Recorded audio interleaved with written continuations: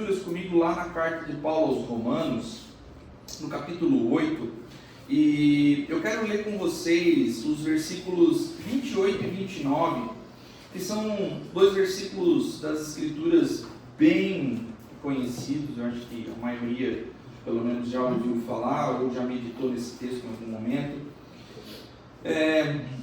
Paulo tem um tratado teológico muito forte, né? Na carta aos Romanos. Ele fala a respeito de coisas muito profundas e muito vivas ali, mas nessa noite eu quero pegar esse pequeno trecho para que a gente possa refletir sobre o que as Escrituras têm a nos dizer com relação a isso, tendo em vista que eu quero trazer a ênfase, irmãos, a mensagem intitulada é o reflexo que o mundo precisa ver. Então, aquilo que o mundo precisa ver em nós, aquilo que o mundo precisa enxergar na vida dos crentes, né, que é a imagem de Cristo em nós. Então, eu quero ler esses dois versículos. Vocês conseguem pôr aqui para mim? Eu quero ler naquela versão NVT que vocês estão usando ali, e depois eu vou ler na minha versão NAA. Diz assim o versículo 28: pois sabemos que todas as coisas trabalham juntas para o bem daqueles que amam a Deus, daqueles a quem Ele chamou de acordo com o seu plano. 29: porque aqueles que já tinham sido escolhidos por Deus, Ele também separou a fim de se tornarem parecidos com o seu Filho. Ele fez isso para que o Filho, Jesus, fosse o primeiro entre muitos irmãos. Aqui na minha versão NAA diz assim, irmãos: sabemos que todas as coisas cooperam para o bem daqueles que amam a Deus, daqueles que são chamados segundo o seu propósito, pois aqueles que Deus de antemão conheceu, Ele também predestinou para serem conformes à imagem do seu Filho, saber Jesus, né? A fim de que Ele seja o primogênito entre muitos irmãos. Irmãos, vocês oraram por mim, eu quero orar por vocês. Fechem seus olhos. Senhor Jesus, eterno, poderoso e gracioso Pai, nós estamos aqui nessa noite, Pai, nos encontramos nesse santo lugar, Pai, para que nós possamos Te louvar e Te bendizer, Senhor.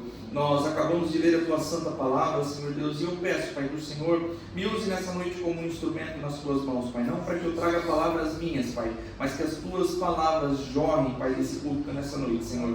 Que a pregação do Evangelho, Senhor Deus, seja lançada nessa igreja como uma semente, Pai, e que caia em terra fértil no coração dos meus irmãos, Pai, que germine, dê fruto, Senhor Deus, e que eles possam, Senhor Deus, de fato ser a imagem de Cristo onde quer que eles estejam. Pai, que a Tua graça, a Tua glória esteja sobre nós, Pai. Nós oramos no precioso santo nome de Jesus, que assim seja, meu Deus. Amém e amém. Amém, irmãos? Amém. Bom, eu quero começar fazendo uma pergunta simples para vocês, mas com uma profundidade enorme, para que vocês consigam refletir a respeito disso que nós acabamos de ler aqui.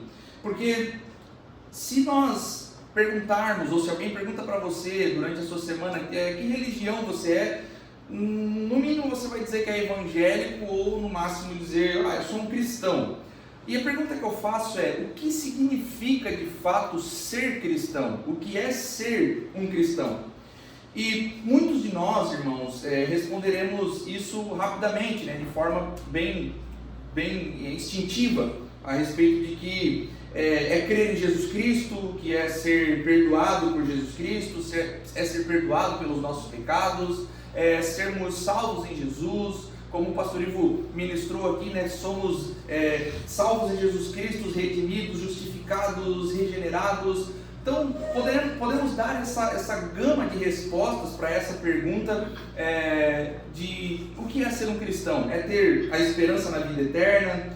E todas essas respostas, irmãos, elas estão de fato corretas. Se você consegue responder isso rapidamente, você está respondendo corretamente o que é ser um cristão. Mas as Escrituras, elas nos convidam a irmos além dessas respostas, né, de garantia de vida eterna, justificação e assim por diante. Porque ser um cristão, irmãos, não é apenas um evento que acontece no passado sobre as nossas vidas. Fomos perdoados, fomos justificados, fomos regenerados, fomos salvos em Jesus. Então não é só um evento passado, mas ele também é uma promessa futura. Então Paulo, especificamente, quando ele está escrevendo algumas de suas cartas, irmãos, ele está falando de salvação E às vezes nós vamos ver no Novo Testamento salvação como um evento que já aconteceu, fomos salvos em Jesus, amém? Amém. Amém. Mas às vezes o Novo Testamento também vai trazer, irmãos, a salvação futura ainda, ou seja, aquele grande dia que o Senhor Jesus voltará de fato e nos levará para estar com eles. Então salvação tem esse aspecto, esse evento futuro já aconteceu, já é uma realidade na nossa vida, já somos salvos, mas ainda esperamos a consumação de todas as coisas quando Jesus Cristo de fato virá e nos salvará desse mundo, nos salvará do meio do pecado, porque nós somos salvos do pecado, mas o pecado ainda está ao nosso redor. E naquele grande dia o Senhor Jesus arrancará isso de uma vez por todas e seremos salvos de uma vez por todas dessa realidade, né, do pecado. Então, irmãos, se é um evento passado e é uma promessa futura, é uma realidade que transforma também o nosso presente. Porque veja, irmãos, quando nós falamos de salvação passada, ok, somos salvos em Jesus. Salvação presente, Jesus Cristo vai voltar e nos levar para estar com Ele, ok, isso é maravilhoso, nós estamos esperando por isso. Na verdade é a maior esperança do crente, que Jesus Cristo volte e nos tire dessa angústia de uma vez por todas. Mas e o presente? E agora? Esse meio do caminho, desse ponto A até esse ponto B, o que acontece na vida dos filhos de Deus? O que acontece na vida daqueles que são salvos em Cristo Jesus? E a Bíblia nos mostra, irmãos, que o propósito final de Deus para cada um de nós é algo muito maior. É sermos de fato, nesse meio do caminho, irmãos, a imagem do Filho de Deus. Então, na salvação passada somos salvos, na salvação futura é a nossa esperança, mas hoje, irmãos, o que o Senhor tem preparado para nós é de fato, irmãos, melhorou, melhorou. A imagem do Filho de Deus ser formada na nossa vida, no nosso caráter. Então, irmãos, não é apenas uma questão de crer em Jesus. Você crê em Jesus? Sim, creio. Mas é uma questão de nos parecermos com Jesus, nos tornarmos iguais a Jesus. Então, irmãos, é uma questão de as pessoas olharem para a nossa vida, olharem para as nossas ações e verem em nós, irmãos, os reflexos ou o reflexo de Cristo em nós. As pessoas baterem o olho em você e ver, esse é distinto, esse é de fato uma nova pessoa. Paulo vai falar aos Efésios, irmãos, sobre essa nova humanidade, falando que aqueles que são salvos em Cristo Jesus, de fato, são agora um novo tipo de gente. É uma nova raça, é um povo agora escolhido, regenerado e que de fato vive de maneira distinta. Então, irmãos, isso é extremamente importante, pois se parecer com Cristo é a evidência de que somos salvos por Ele. E Paulo nos diz, sejam meus imitadores, como eu sou de Cristo. Sejam meus imitadores, assim como eu sou de Cristo. Paulo, irmãos, talvez esteja nos dando a compreensão de que, quando olhamos para Jesus, chegamos à conclusão de que não vai dar.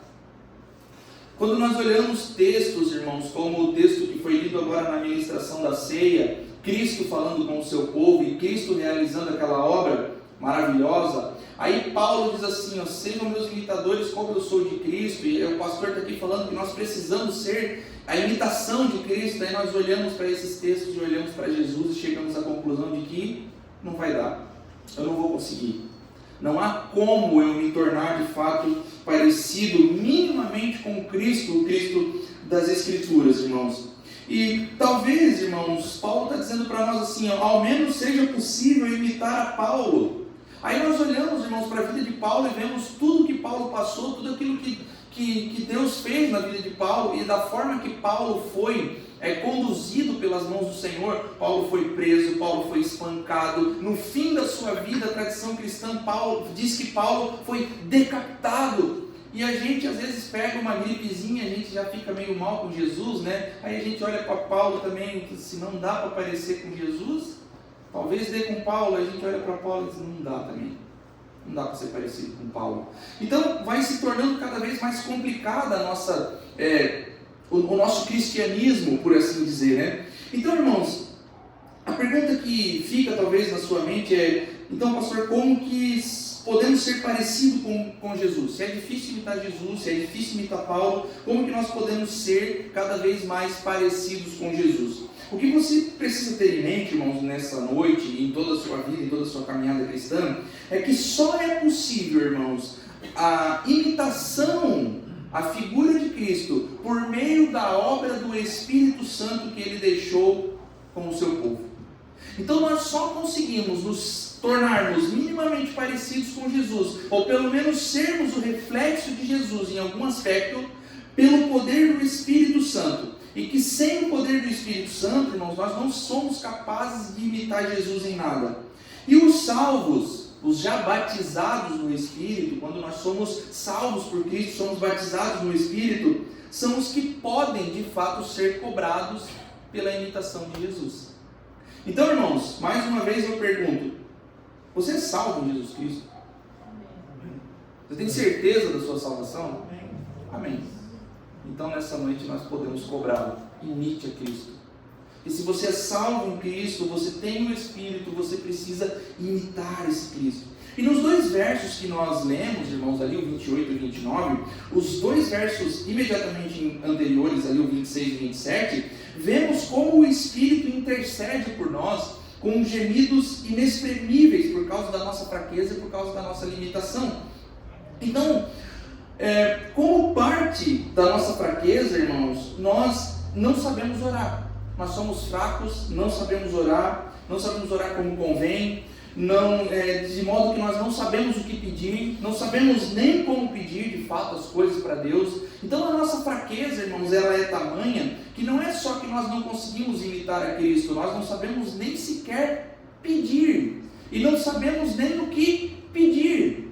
Então a nossa fraqueza não se limita só a não conseguirmos imitar a Cristo, mas nós não sabemos nem pedir as coisas que nós precisamos ao nosso Jesus, irmãos. Então o Espírito, esse Espírito que nos capacita a ser parecidos com Jesus, é o Espírito que Deus outorga a nós, que deixa conosco para ser o nosso Consolador hoje, e que permite, irmãos, que nós sejamos de fato, nos tornemos parecidos com Cristo, e esse Espírito intercede por nós com gemidos inexprimíveis. Por isso, irmãos, de fato o Senhor enviou o Espírito que habita em nós e que intercede por nós diante de Deus de uma forma tão intensa que esses gemidos, eles são inexprimíveis, eles são inexplicáveis. Significa, irmãos, que é uma intercessão que o Espírito faz por mim e por você diante de Deus, que não encontra explicação em palavras humanas. Não há o que se possa dizer. O Espírito faz isso por nós. Não há o que se possa pedir, não há o que possamos falar. O Espírito é que faz isso por nós. Então, quando nós oramos, irmãos, é o Espírito que está conosco, permitindo que as nossas palavras cheguem até Deus. Quando nós estamos lendo as Escrituras, é o Espírito que está conosco, ministrando a palavra de Deus ao nosso coração. É o Espírito que nos convence do pecado e do juízo. É o Espírito, irmãos, que nos regenera. É o Espírito que faz essa obra em nós. Sem o Espírito Santo, irmãos, nós não poderíamos fazer absolutamente nada. Mas o próprio Senhor Jesus diz: eu vou, mas eu volto. Mas enquanto eu não estiver mais com vocês, enquanto eu for transparente, o Espírito estará com vocês. Então, a convicção que nós temos, irmãos, é que nós não podemos ver Jesus mesmo, como as irmãs ministraram para nós no louvor, mas o Espírito, irmãos, é que faz com que essa certeza seja viva no nosso coração, de tal modo que nós possamos orar e ter a convicção de que a oração chegará até Deus. E é o Espírito também, irmãos, que faz com que a imitação desse Jesus seja possível. Então, irmãos, nós temos essa garantia porque nós sabemos que o Espírito Santo está conosco. E o Espírito Santo, irmãos, não tem nada a ver com essa loucura que a gente vê por aí, né? De saltar, de pular, de rodar. Isso é o Espírito. Não, isso não é o Espírito. O Espírito é o que outorga a nós a verdade de que Cristo morreu na cruz por mim e por você. E O Espírito faz isso, irmãos, dando essa certeza para nós. Então, irmãos, seguindo aqui, esse Espírito, irmãos, faz com que nós tenhamos essa certeza. E essa intercessão que Ele faz por nós, diante de Deus, faz parte do plano maior de Deus, para que todas as coisas cooperem para o bem daqueles que amam a Deus, como o texto que nós lemos. Então, para que tudo trabalhe, irmãos, de uma forma a promover o bem daqueles que amam a Deus, é que o Espírito habita em nós, trabalha conosco e fala conosco. Nós podemos confiar, irmãos, que Deus trabalha em todas as coisas. Nós podemos confiar que Deus trabalha em todas as circunstâncias das nossas vidas para cumprir o seu bom propósito em nós. Então, esse bem que nós temos aqui no versículo 29, irmãos, pois aqueles que Deus de antemão... Não, no versículo 28, sabemos que todas as coisas cooperam para o bem daqueles que amam a Deus. Esse bem não é necessariamente, irmãos, o que eu e você julgamos ser bom. Não é o que nós, em nossa análise e reflexão, chegamos à conclusão: eu acho que isso aqui é bom para mim. Eu acho que esse emprego é bom para mim. Eu acho que essa casa é boa para mim. Eu acho que esse carro é bom para mim. Esse bem não é essa conclusão que nós chegamos achando que isso ou aquilo é bom para nós. Não é necessariamente isso, irmãos. Mas é o que Deus considera ser o melhor para mim e para você. Então esse aspecto é que tem que ser ressaltado, porque o que Deus considera melhor para nós, irmãos, é nos auxiliar em nosso crescimento, de modo que nos tornemos a imagem do Filho de Deus. Então o que as Escrituras estão dizendo para nós, irmãos? Que o bem, todas as coisas cooperam para o seu bem. Esse bem não é um final feliz. Esse bem, irmãos, nem sempre os que amam a Deus, isso é importante para que nós tenhamos um cristianismo realmente sólido, nem sempre os que buscam a Deus, nem sempre os que estão na igreja domingo após domingo, irmãos, vão desfrutar dos privilégios desse mundo. Nem sempre os que amam a Deus, irmãos, eles vão de fato experimentar o conforto nessa vida.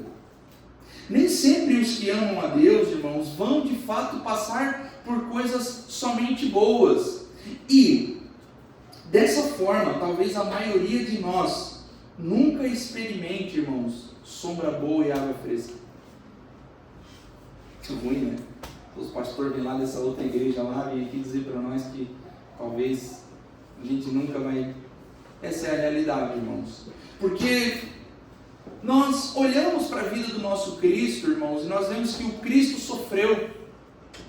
Nós olhamos para a vida dos apóstolos, irmãos, os apóstolos, aqueles que firmaram a nossa fé, que estabeleceram os princípios da nossa fé, todos eles sofreram, todos eles foram martirizados, exceto João, mas que foi exilado. Então nós temos, irmãos, o cristianismo como uma religião que não é uma religião que te promete bênçãos, bênçãos, bênçãos, bênçãos materiais, mas nós temos o cristianismo que te promete sim bênçãos, bênçãos, bênçãos espirituais. E parte dessas bênçãos espirituais é tornar-se a imagem do Filho de Deus. Então, irmãos, o primeiro equívoco que nós temos aqui é achar que nós estamos, ao estarmos com Jesus, ao aceitarmos Jesus, ao caminharmos com Jesus, é a garantia de que tudo vai dar certo. E isso não vai acontecer. Nós temos que ser sinceros, irmãos, que nem sempre a nossa vida, ou as histórias, ou as coisas que nós passamos, vai ter viveram felizes para sempre no final. O bem, irmãos, não é viver feliz para sempre. Pelo menos não nessa vida. Mas depois, irmãos, de dizer que todas as coisas cooperam para o bem, ele diz, porque Deus, presta atenção, irmãos, todas as coisas cooperam para o seu bem, porque Deus, na eternidade, nos conheceu e nos predestinou para sermos conforme a imagem do seu Filho Jesus. Então, ser como Cristo, irmãos, é o bem supremo. Qual é a sua maior bênção, irmãos? E qual que é o seu maior, aquilo que motiva você a deixar a sua casa no domingo e estar aqui reunido com esses irmãos? É saber que o bem supremo de Deus é nos tornar a imagem do Filho de Deus. Então esse é o bem supremo e é a maior bênção, a maior posse que nós podemos ter hoje. Salvação passada, fomos salvos. Salvação futura, o Senhor nos resgatará. E agora, pastor, e esse meio? Bom, esse meio, irmãos, o maior bem que você pode ter é ser conformado à imagem do Filho de Deus. Então irmãos, isso é o que Paulo está falando para nós. A semelhança com Cristo, de fato, não é um esforço humano isolado, mas faz parte do plano eterno do Deus Supremo para nós. Então, isso não elimina, irmãos, a nossa responsabilidade, mas coloca na perspectiva correta. É a obra de Deus em nós, a obra que o Senhor faz em nós. Então, a nossa conformação à imagem de Cristo, irmãos, não nos torna pequenos deuses. Porque, às vezes, alguns podem achar isso, né? Que, se nós somos conformados à imagem de Cristo, se somos parecidos com Cristo, então nós somos pequenos deuses, né? Deusinhos. Filhos de Deus são deuses, né? Mas não é isso que Paulo está dizendo para nós. Mas nos une, irmãos, à família de Deus. É sermos unidos à família de Deus, aonde Cristo, como Paulo fala, é o primeiro, o primogênito. Então, irmãos, qual que é a garantia que nós podemos experimentar uma vida de santidade e sermos conformados à imagem de Deus? Bom, a garantia é Jesus. Mas Jesus é transparente. Mas aí nós temos o Espírito. Então, irmão, se você analisar bem as Escrituras e analisar a fé cristã, o Senhor amarra todas as coisas, né? Tá, mas esse Jesus aí, beleza, ele morreu por nós, mas foi embora. Não, mas deixou o Espírito. Mas ele pede de nós algumas coisas que nós não podemos fazer. De fato, não podemos. Mas por meio do Espírito se torna possível. Então, irmãos, a fé cristã é uma fé que de fato tem todas essas balizas bem calçadas e bem aprofundadas, irmãos, porque nós não temos desculpa. Tudo o que o Senhor pediu de nós, Ele nos deu na cruz de Cristo. Ame o seu irmão, Ele nos deu na cruz. Sejam santos, Ele nos deu na cruz. Andem de maneira digna da vocação de vocês, Ele nos deu na cruz. Então nada, irmãos, do que o Senhor pede de nós é difícil o suficiente para nós, porque Ele pedindo de nós, Ele já nos otorgou isso na cruz de Cristo. Poxa, talvez uma das coisas mais difíceis que tem no meio da igreja é amar o irmão. Nossa, como é difícil amar o irmão, pastor. Concordo, é difícil. Mas Jesus pediu isso de nós e nos deu na cruz. Porque diante dos seus acusadores, irmãos, diante dos seus opositores, diante daquele momento onde ele está sendo surrado, onde ele vai, daqui a pouco, dar o seu último suspiro e morrer, ele olha para aqueles que estavam diante dele e diz: Pai, perdoa, e eles não sabem o que fazem. Então tudo que Cristo pede de nós, meus queridos irmãos, Ele já nos deu na cruz do Calvário. Ser santo é muito difícil, pastor. Ele já nos deu isso na cruz, irmãos.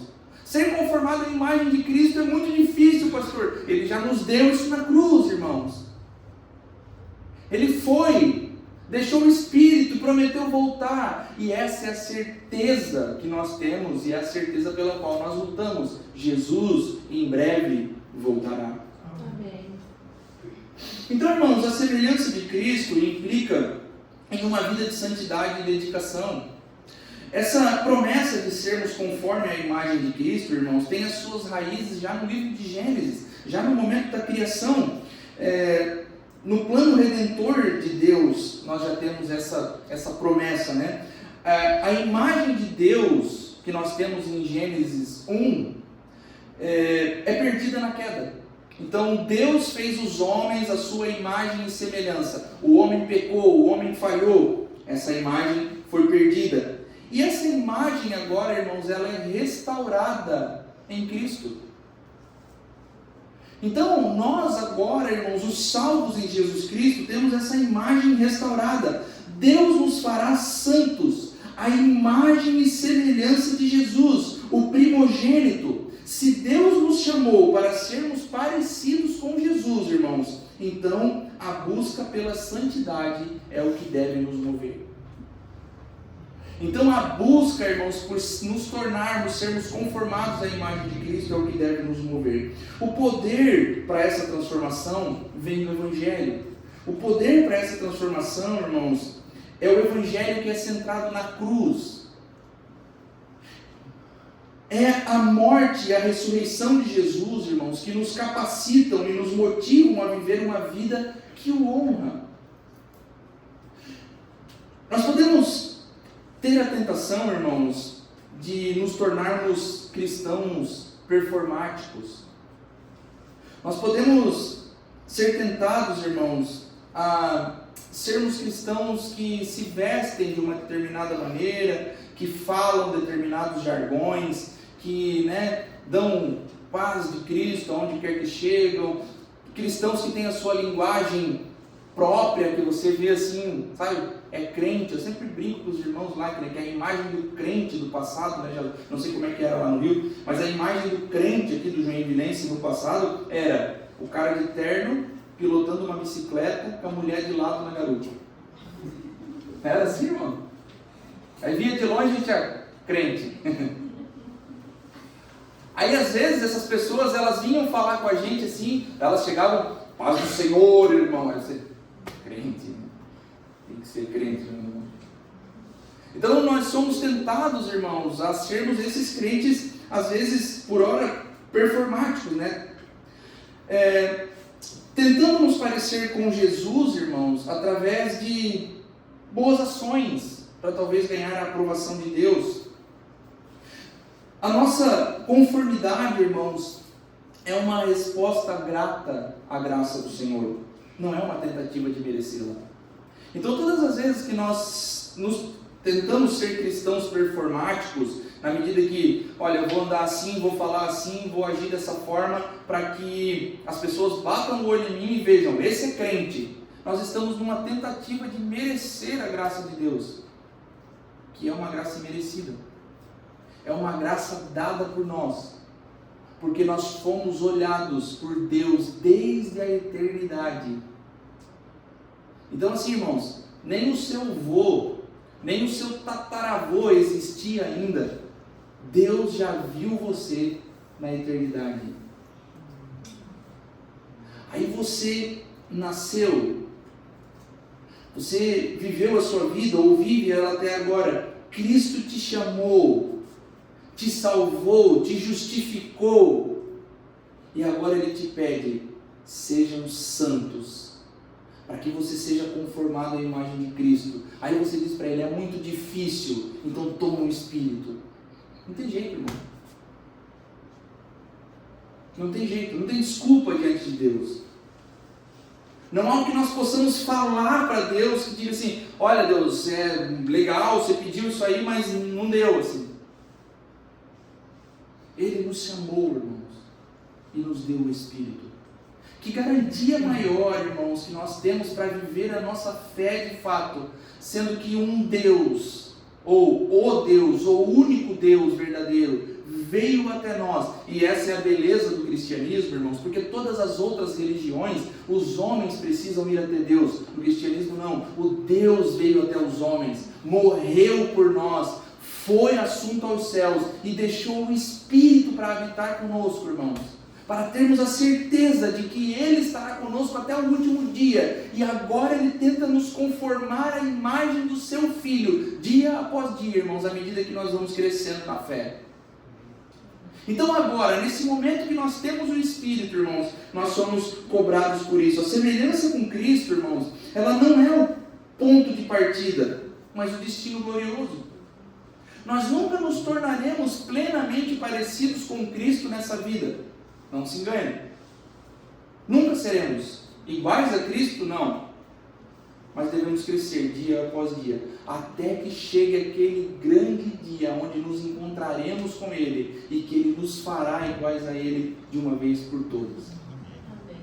Então, irmãos, a santidade é um chamado divino e a transformação é uma obra da graça de Deus enraizada no Evangelho de Jesus Cristo. Então, nós vimos, irmãos, que ser conforme a imagem do seu Filho, a imagem de Jesus, é o plano eterno de Deus para nós e que a verdadeira santidade é um resultado da obra de Cristo nas nossas vidas, não pelo nosso próprio esforço. Mas, beleza. Legal, pastor, tu falou tudo isso aí talvez seja só seja só uns devaneios teológicos e tal, tu está falando, bacana. Mas o que isso significa para mim, para você, amanhã de manhã?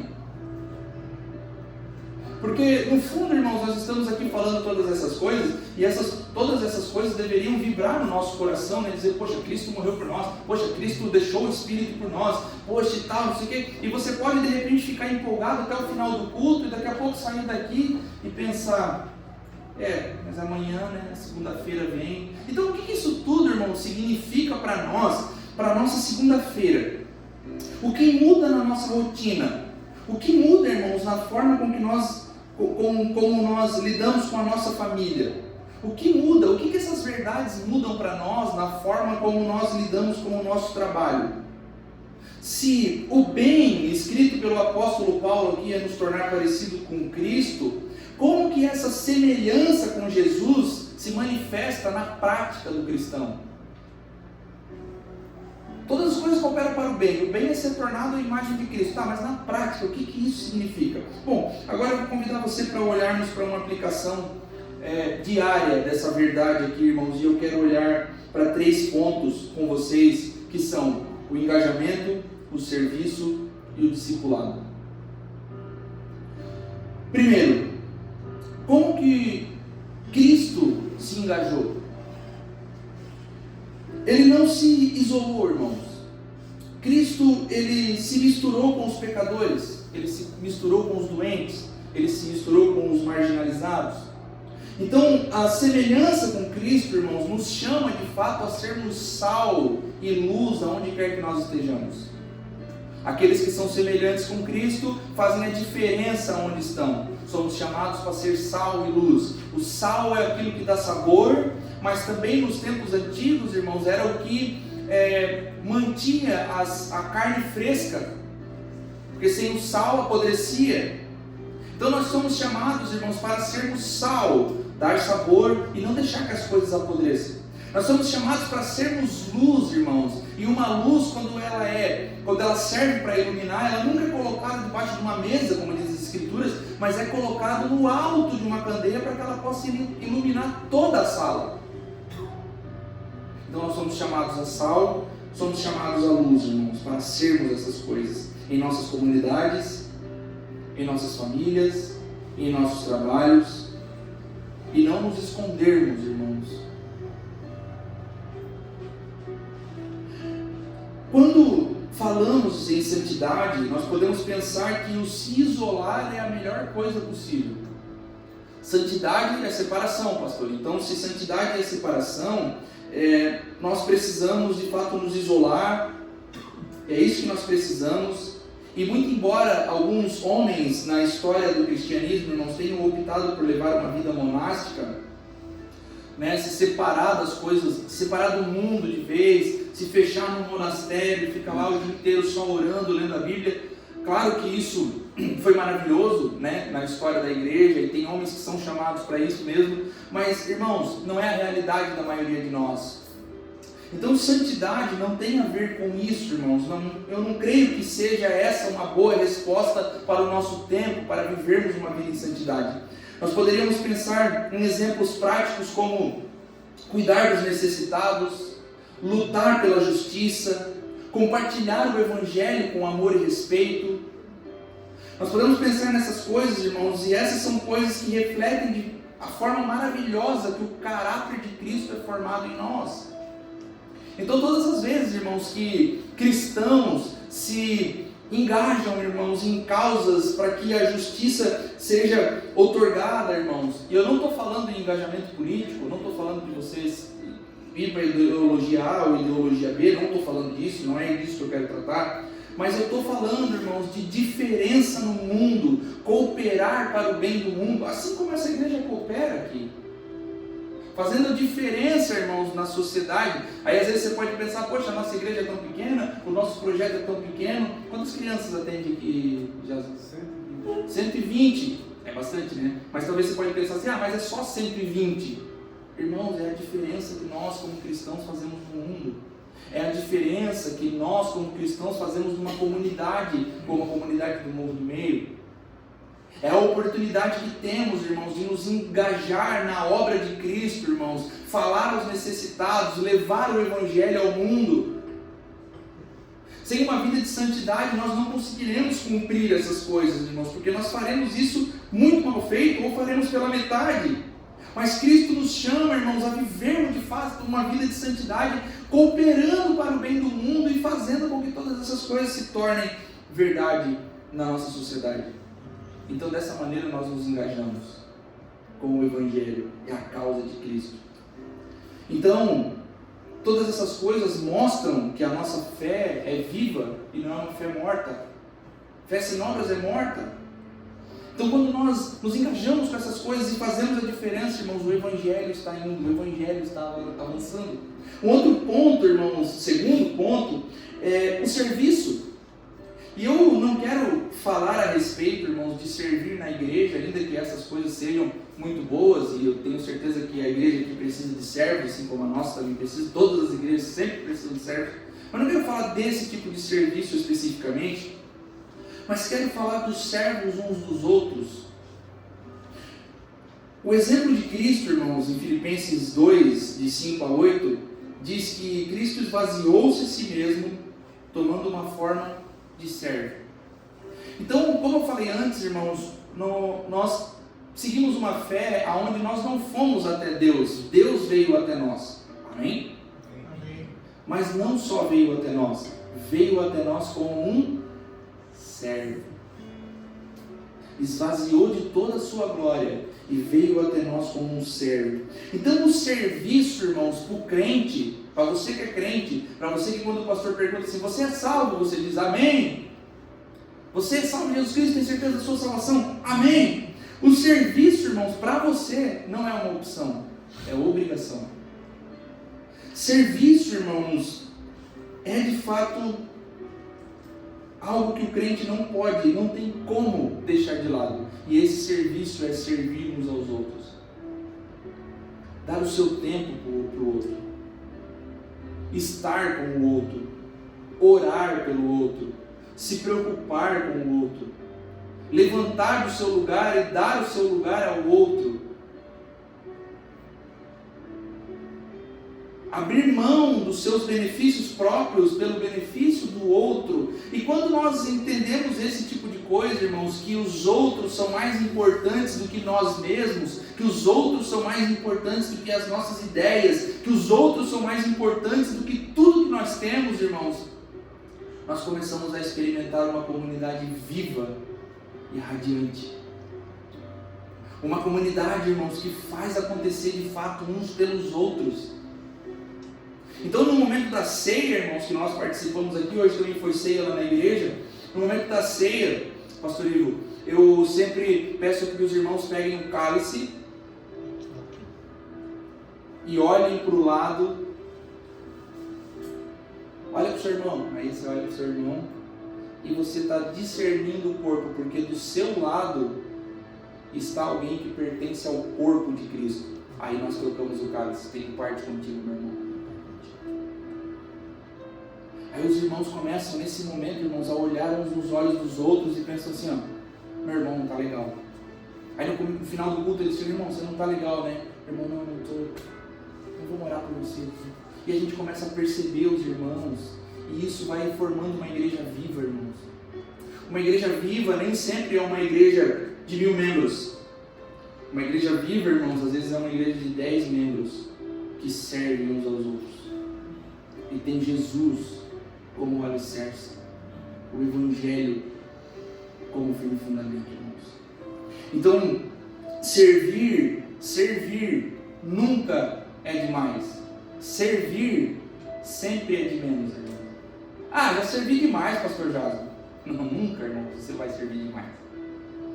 Ah, a minha família lá, toda família tem, né, irmãos? Quando os pais começam a ficar velhinhos, aí você tá lá, aí começam as brigas dos irmãos, né? E tal, porque ninguém mais quer cuidar do pai, aquela coisa, tal. Aí chega um momento que você fala assim, ó, ah, já servi demais.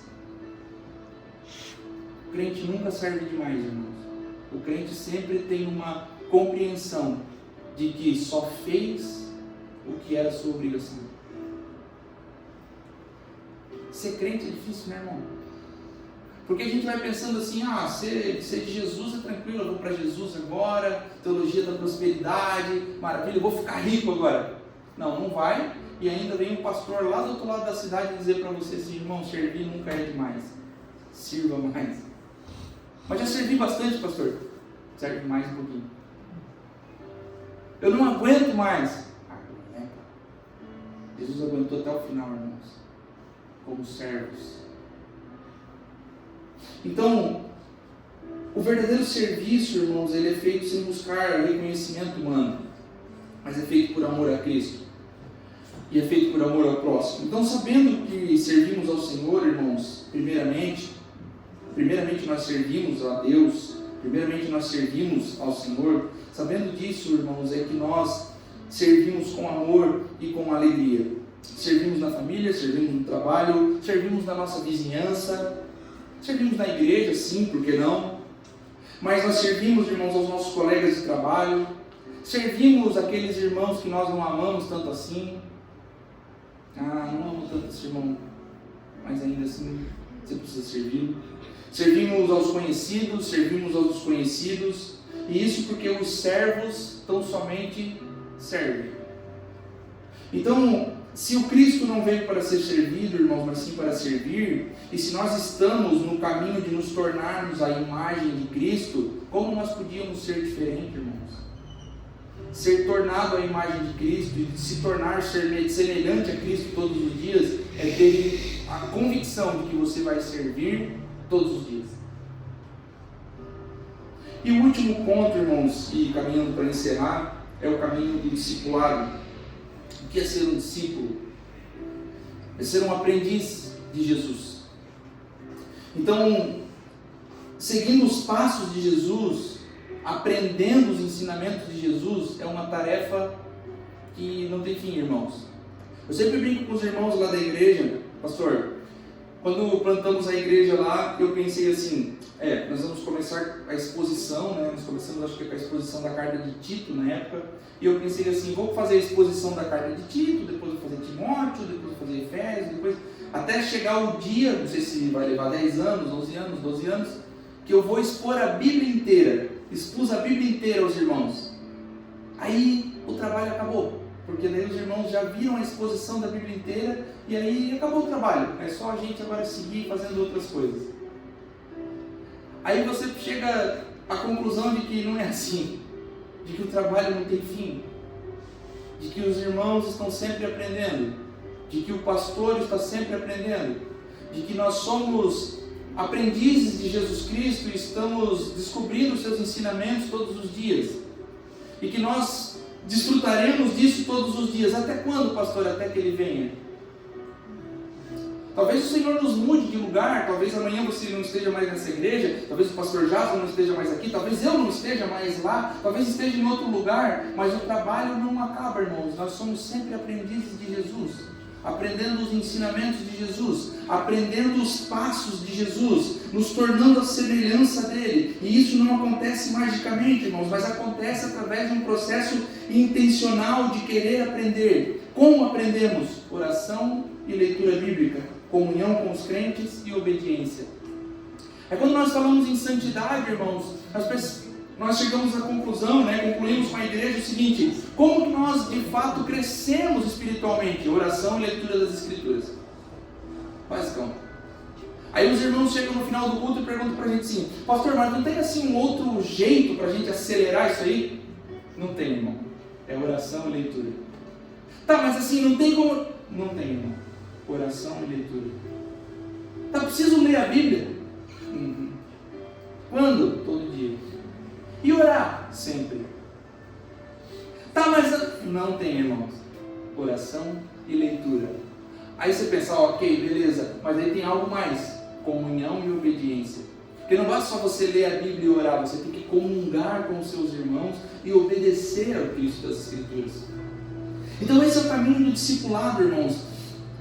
Abrace a ideia, irmãos, de uma vez por todas, que o discipulado é uma jornada, não um evento. O discipulado é uma jornada, um caminho que você precisa trilhar, irmãos. Não é um momento de alguns minutos que você senta com alguém semanalmente. Olha, toda terça-feira eu sento lá com o pastor Jaso e a gente faz o discipulado tal hora. Por quanto tempo? 3 meses. Isso é discipulado. Irmãos, é uma forma de, mas não é o discipulado. O discipulado é uma jornada. São semanas, meses, anos, uma vida, irmãos. É uma caminhada longa para crescermos no entendimento das Escrituras e do Cristo revelado nas Escrituras. Chegamos à fé, irmãos, sem saber nada. Nós aceitamos Jesus algum dia na nossa vida e nós chegamos à fé, caímos de paraquedas numa igreja, agora estamos nessa igreja aqui. Mas à medida que nós entramos no caminho do discipulado, irmãos, vamos crescendo ao ponto de deixarmos de lado a infantilidade dos primeiros dias até começarmos de fato a comer comida sólida. Então, esse caminho, irmãos, do discipulado é a trajetória de um bebê. Imagina você que em sua introdução alimentar, irmãos, nenhum bebê sai comendo arroz e feijão. Ele nasce bebendo leite da mãe, depois ele vai comendo alguma outra coisa, e aí ele vai passando para as frutas, e depois passando para os vegetais, e depois vai comendo alguma outra comida sólida, até chegar o dia que ele pode comer o pirão, o feijão de fato. E essa é a trajetória cristã. Você chega numa igreja bebendo leite, irmãos. Aí você vai avançando, vai chegando às frutas, vai chegando aos vegetais, até chegar o belo dia que você pode participar de assuntos profundos. Aí você pensa, agora acabou. Não, porque tem assuntos ainda mais profundos, porque o nosso Deus, irmãos, Ele é um Deus de sabedoria inesgotável, que mesmo se estudarmos a vida inteira, irmãos, não conseguiremos compreender a grandeza, a supremacia e a soberania desse Deus, irmãos, porque Ele é grandioso, poderoso. Então, nós vamos caminhando, irmãos, nessa vida do discipulado, e o discipulado então não é apenas somente para que aprendamos, mas chegará o dia, chegará o momento em que começaremos a influenciar, irmãos, começaremos